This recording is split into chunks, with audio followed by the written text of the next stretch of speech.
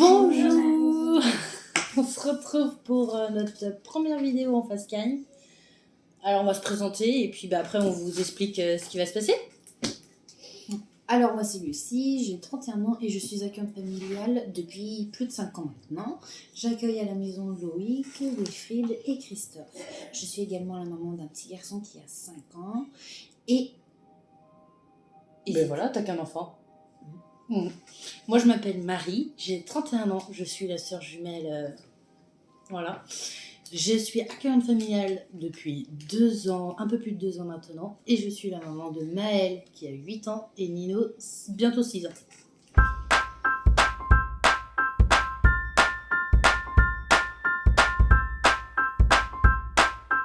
Nous allons répondre aux questions les plus posées sur les réseaux sociaux. Est-ce qu'on explique, je sais plus, attends, là on s'est présenté. là on fait la FAQ, point. Quoi? Ah ben, on va répondre à vos questions, c'est parti. Et donc du coup, Première question.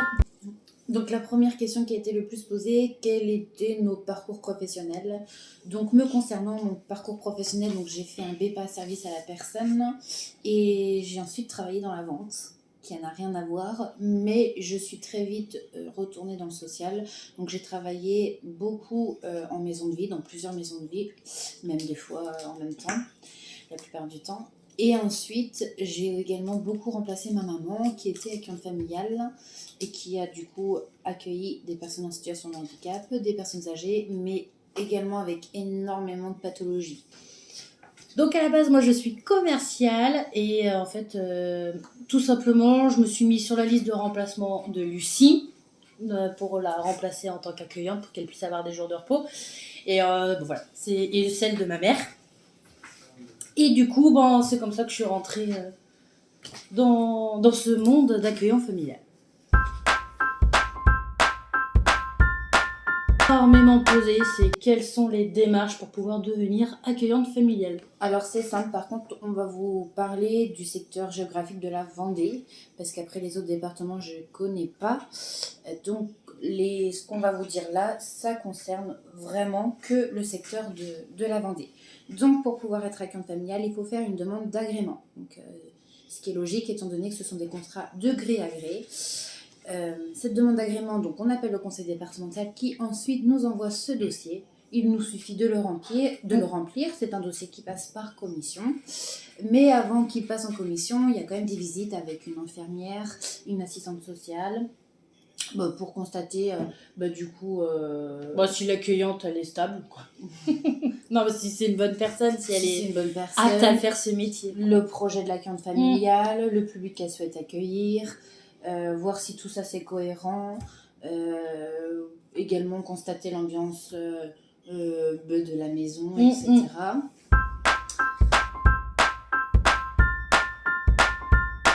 Également le logement. Voilà. Donc au niveau du logement, il y a des conditions, il y a quand même quelques petites conditions. Donc par exemple, les chambres, elles doivent faire minimum 9 mètres carrés. Il doit y avoir une salle de bain et un WC accessible pour les personnes. Et aussi, les pièces de vie principales doivent être attenant aux chambres. Donc voilà, et un petit détail qui est très très important, dans leur chambre, il leur faut une fenêtre, parce que ça, du coup, ça peut être refusé. Par exemple, si vous avez un Velux, ça ne fonctionne pas. Il faut au moins une porte-fenêtre ou une fenêtre qui s'ouvre avec accès à l'extérieur pour en cas de secours, en fait, tout simplement. En cas d'incendie ou même en cas qu'il faut évacuer par l'extérieur, il faut que ça s'ouvre. Voilà. Tout simplement. Parce que par le Velux, avec une échelle, c'est un peu compliqué. Surtout quand on a la mobilité réduite. Voilà, c'est ça. Donc après, c'est pareil. Quelles sont les qualités professionnelles pour être accueillante familiale? Moi, je pense que toute accueillante familiale je pense que tout le monde a ses chances pour être accueillante familiale. Après, bien entendu, c'est vrai que je sollicite quand même les personnes à avoir de l'expérience dans le public qu'elles souhaitent accueillir pour pas se sentir toute seule rendue. Une fois accueillante pour pas être en difficulté. Pour pas être en difficulté. Je pense que avoir du savoir sur le public qu'on accueille, ça reste normal. Après, le conseil départemental, du moins en Vendée, n'exige pas d'avoir des diplômes ou de l'expérience. Après, c'est des choses qui vont de soi, je pense. Il y a une formation, en tout cas chez nous, le conseil départemental propose des petites formations pour pouvoir guider et aiguiller. Moi, c'est plus administratif. Oui, mais ça reste une petite formation qui est gratuite pour nous, c'est cool. Ce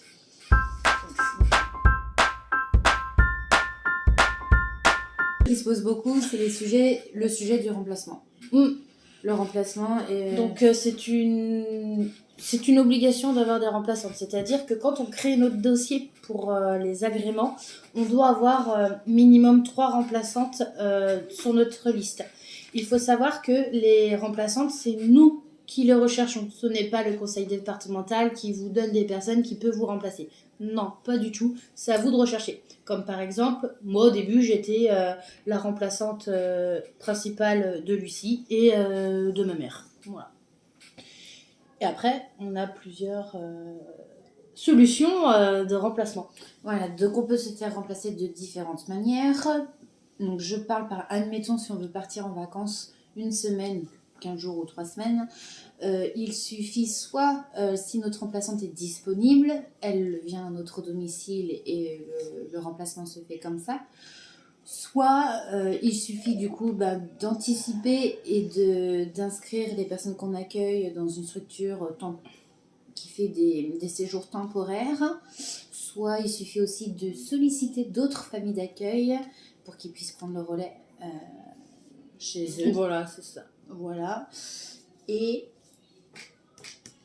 voilà. Aussi en Vendée, on a aussi une association. Voilà, on a aussi en Vendée une association qui fait venir du coup du personnel. Voilà, du personnel soignant au domicile. Voilà, qui est diplômé.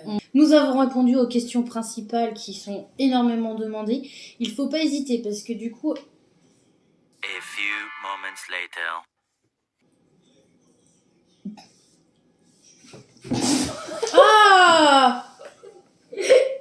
Ah, mais je me suis carrément fait cracher dessus à ma mère. C'est pas tombé en plus. Non, par ma bouche. Ah, j'en sais rien, mais j'ai vu le truc blanc me chicler dessus, quoi. Oui. Non, mais Lulu. Moi aussi, j'ai vu le truc se poser sur ton